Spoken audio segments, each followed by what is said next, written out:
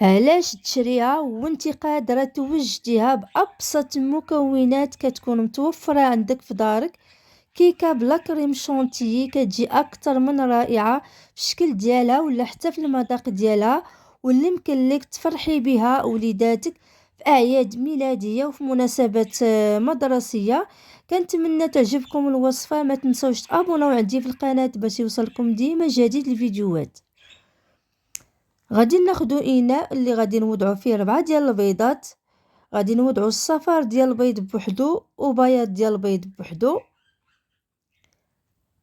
غادي نخليو الصفار ديال البيض على جنب، وغادي نطربو البياض ديال البيض، وغادي نضيفو ليه قبيصه ديال الملحه، وغادي نبداو نطربو بالطراب الكهربائي. غادي نطلعوه البياض حتى كيولي الشكل ديالو بحال ما هكا، لدرجه اننا كنقلبو داك الاناء وما كيطيحش لينا داك البيض. غادي نخليوه على جنب، وغادي نبداو نطربو الصفار ديال البيض، 4 ديال الصفار ديال البيض مع كاس ونص ديال سنيده وخميره ديال فاني. صافي هنا كنبداو نطربو فيه حتى كيولي اللون ديالو بحال ما هكا، كيتغير اللون ديالو.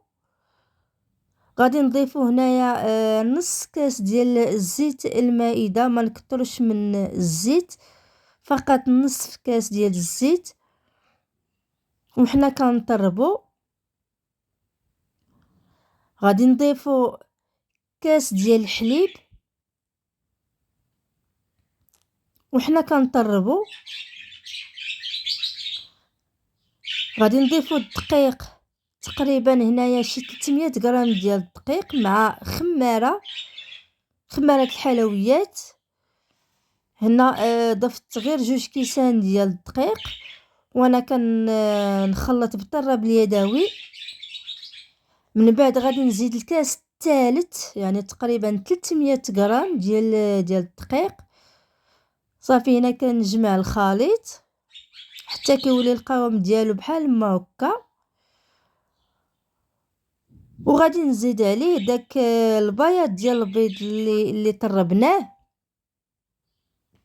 وغادي نبدا نخلط غير بشويه من اسفل الاعلى كما كتشوفوا معايا.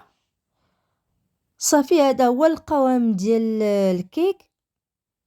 وغادي نوضعوه هنايا في اللاطه اللي غادي ندخلوه هنايا الفران.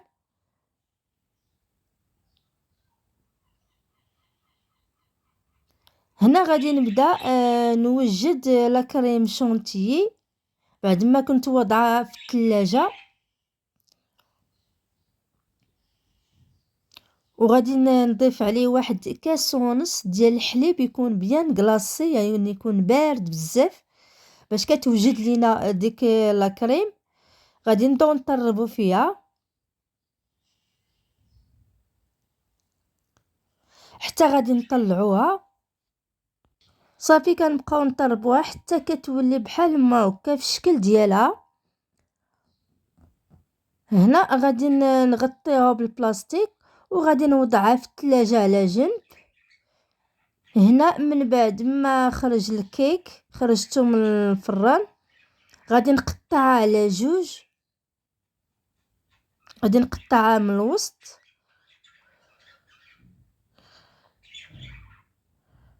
فرقتها انايا على 2 كيف ما كتشوفوا معايا، وغادي نخليها حتى غادي تبرد، نخليها على جنب.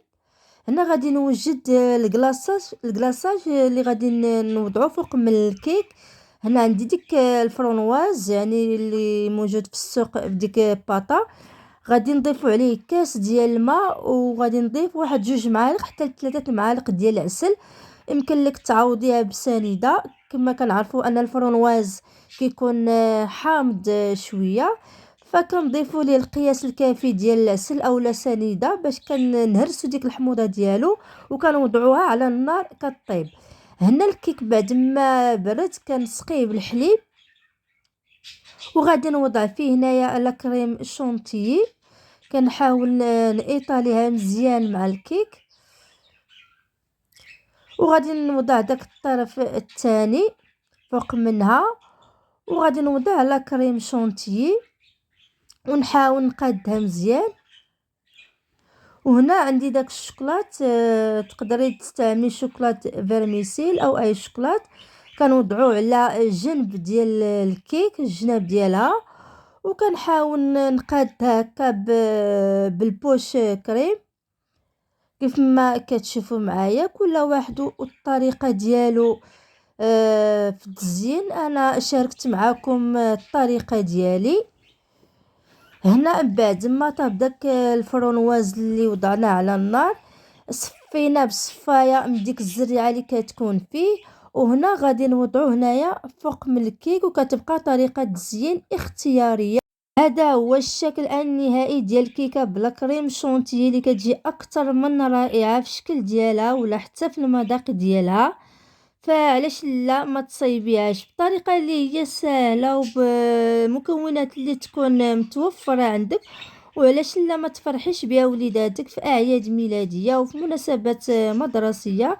فراه كتجي هائله وكتجي رائعه في المذاق ديالها وحتى في الشكل ديالها. فكنتمنى تعجبكم طريقتي الخاصه اللي شاركتها معكم، وما تنسوش تابوناو عندي في القناه باللايكات والتعليقات باش يوصلكم ديما جديد الفيديوهات وجديد الوصفات. ألقاكم بكل خير إلى فيديو آخر إن شاء الله.